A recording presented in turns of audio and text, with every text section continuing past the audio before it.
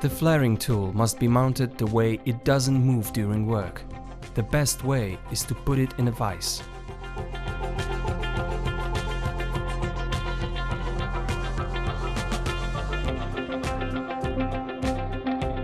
Place proper clamps and punch depending on diameter of a pipe we want to flare.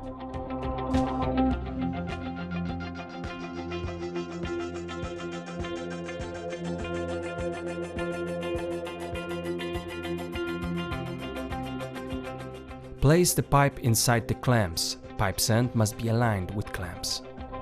Tighten up clamps so pipe doesn't move.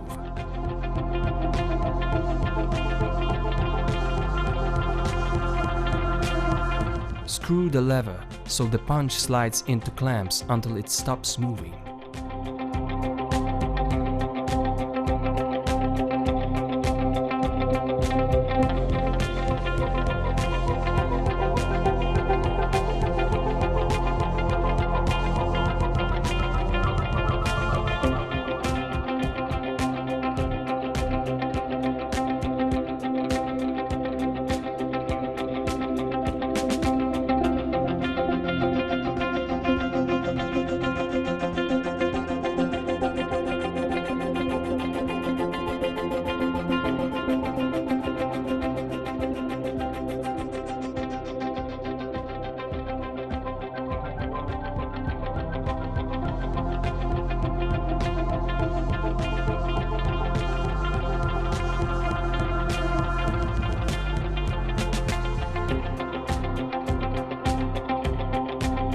Put on properly selected nipples and repeat flaring process on the other pipe's end.